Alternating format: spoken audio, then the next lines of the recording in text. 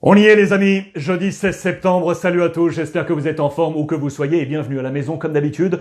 Dans mon petit bureau pour ce point média, c'est l'épisode 157 sur YouTube, pas d'édition hier, on a eu un petit problème avec la plateforme mais on est bien là aujourd'hui pour ce débrief du Paris Saint-Germain. Un but partout sur la pelouse du Club Brugge. J'ai regardé ce titre fort, fantomatique, c'est à la une de l'équipe. Les Galactiques n'ont pas marché. C'était la grande première de ces trois hommes ensemble. Ils étaient tous les trois titulaires. Les Galactiques ont fait pchit. La MNM ne répond pas encore et on espère du côté de l'équipe que ce n'est qu'une blague. Vous le voyez, le joueur qui a été mis en avant, c'est le gardien. Et c'est Keylor Navas qui avait été choisi par Mauricio Pochettino, qui avait choisi l'option expérience Ligue des Champions. Donnarumma, l'Italien, était titulaire face à Clermont le week-end dernier.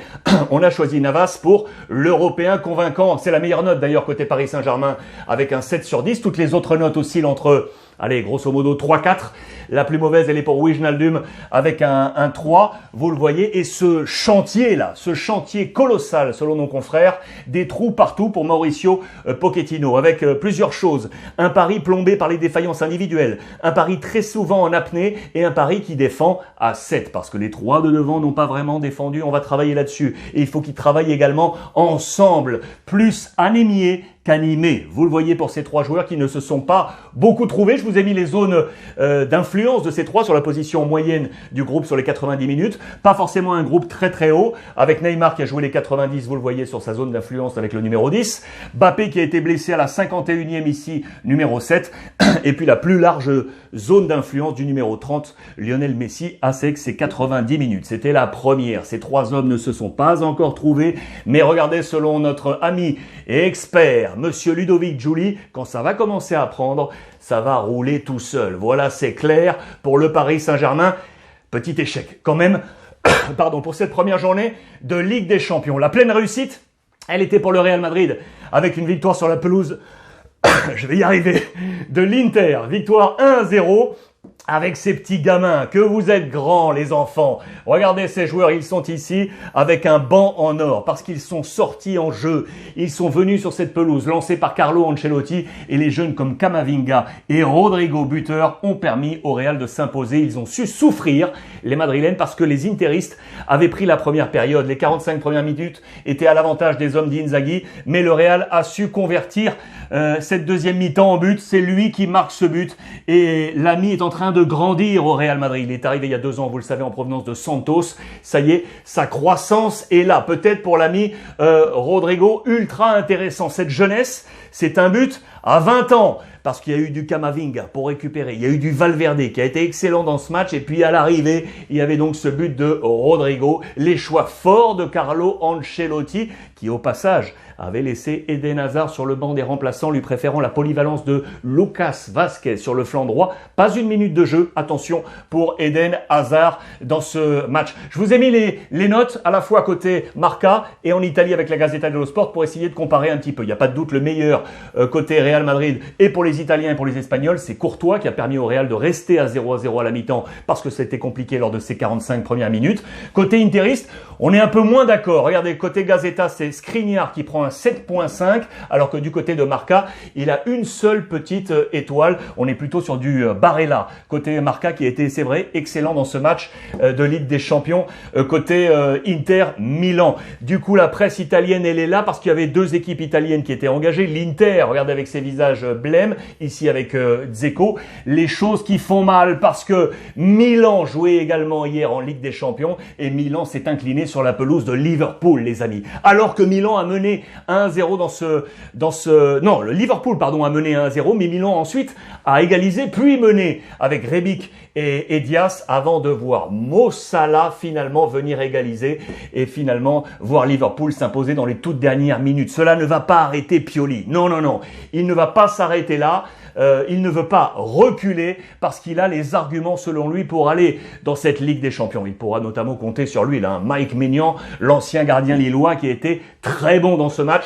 D'ailleurs, il a la meilleure note, regardez, de la rencontre, selon nos confrères de la Gazzetta dello Sport, un 7.5 ici. Très bien noté également Mo Salah, logiquement l'auteur de cette égalisation. À noter Stat Champions League, déjà buteur lors des 5 de ses 6 derniers matchs. Il est sur la voie de record, l'ami Mo Salah. La meilleure note, elle est pour Henderson, le capitaine Henderson. C'est lui qui marque le but de la victoire, noté 7.5. Il est logiquement à la une de toute la presse anglaise, vous le voyez, avec notamment ce titre que j'adore. Vous enlevez le H ici. Perfect ending, la fin parfaite, le H de Henderson. Le jeu de mots est ici, l'égalisation de Salah et le but de la victoire pour l'ami Henderson. À la une de toute la presse, Monsieur Captain Marvel, Red Delight. Vous le voyez du côté de cette presse anglaise. Les Anglais qui jouaient également avec Manchester City, qui a réalisé un véritable carton. Victoire 6-3 face à Leipzig. Avec son petit nouveau, Grealish, qui a été très très bon dans ce match, carton plein pour les Anglais. La petite anecdote anglaise, elle est là, regardez, à la une du Sun, j'adore ces histoires. Cristiano Ronaldo, qui a dû quitter son logis, l'homme brebis, dérangé par les bruits d'une brebis juste à côté de sa maison.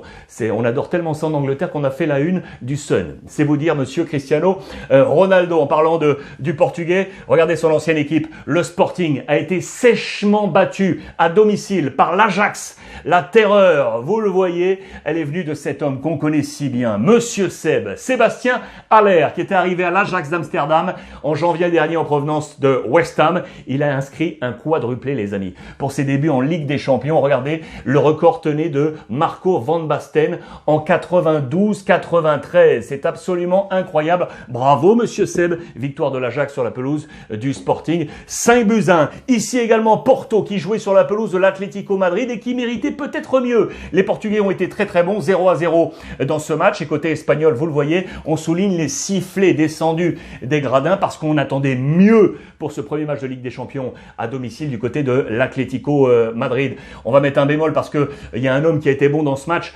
C'est un qu'on connaît bien également, c'est Geoffrey Kondogbia, véritable pieuvre au milieu de terrain. Ça s'est un peu moins bien passé pour Thomas Lemar, le Français qui a été blessé à la 36e minute. On a manqué d'apport offensif là. Du côté de l'Atlético, regardez, Luis Suarez n'a encore pas marqué. Il n'avait pas marqué en Ligue des Champions la saison passée. Il n'a pas marqué pour ce premier match. Ni João Félix qui faisait son retour au Portugal. Et on attendait Antoine Griezmann, bien évidemment.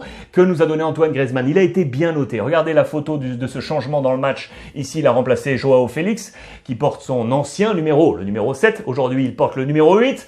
Vous le voyez, El Juicio fue nulo. Il y a eu à la fois des sifflets et à la fois des applaudissements quand il est entré de la part des supporters de l'Atlético qui pensent encore à son départ au FC Barcelone. Mais il a été bien mieux qu'en championnat le week-end dernier. Il monte en pression. Antoine Griezmann, ça c'est très intéressant pour El Cholo Simeone. Bien entendu, les infos Barça, après avoir été sèchement battu par le Bayern Munich 3-0. Je vous montre ça parce qu'attention, le feu couve à Barcelone entre ces deux hommes, Laporta et Koeman. Une tension bien calme. La tension calme qui règne à Barcelone. On veut croire au futur avec la jeunesse, mais là, dans le futur proche, ça va être compliqué pour le père Koeman. Vous le voyez, il se la joue dans les colonnes de Sport avec 3 matchs. On sait que le président Laporta lui avait apporté un soutien, mais en coulisses, on parle d'ultimatum. Les 3 matchs avec Grenade, Cadiz et Levante. Attention, si on ne prend pas les points ici, ça semble très compliqué pour l'ami Ronald Koeman. Vous le voyez, il a encore ce crédit dans les colonnes de Marca, mais je peux vous le dire, je vous l'avais annoncé dans les derniers temps, on parle notamment de Jordi Cruyff, le fils, qui est déjà dans l'organigramme de direction, qui pourrait prendre la place en cas de départ de Koeman. Et les bruits circulent, je vous en informe, du nom de Roberto Martinez, le sélectionneur espagnol de la Belgique, qui pourrait être dans les tuyaux. Ça va être d'autant plus compliqué pour Koeman. Regardez que les blessés tombent. Il y a également Alba et Pedri qui sont désormais touchés. Le président Laporta qui s'est exprimé là, notamment sur les réseaux sociaux lors de ces dernières 24 heures. Je suis aussi indigné que vous. Indigné, le mot est très fort et il vise du coup,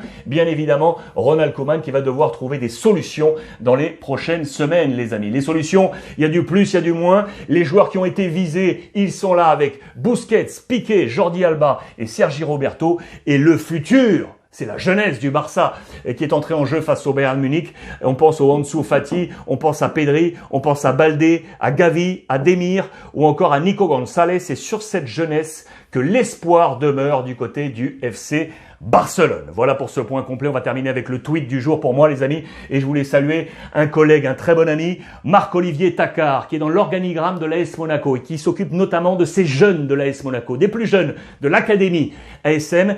Il a provoqué et organisé une très belle rencontre avec cet homme et ce sourire que vous connaissez, je l'imagine, c'est celui de Wissem Belgacem, ancien joueur qui a arrêté sa carrière, vous le savez, et qui a publié dernièrement un livre pour dénoncer un fait très très fort, un récit autobiographique pour dire le déni de l'homophobie qu'il règne dans le football. Il a eu du mal à clamer son homosexualité, à la revendiquer. C'est très difficile dans le football. Il le raconte dans ce livre. Et voilà Marc-Olivier Tacquart qui a proposé cette discussion, cet échange avec la jeunesse monégasque pour lutter contre les discriminations et ouvrir le dialogue avec les jeunes. Adieu ma honte, le titre du livre de Wissem Belgacem. Bravo à eux tous parce que ça, c'est un beau message et je l'adore. Bon après-midi à vous tous les amis. On échange via les réseaux sociaux et n'oubliez pas comme tous les jours, profitez des vôtres.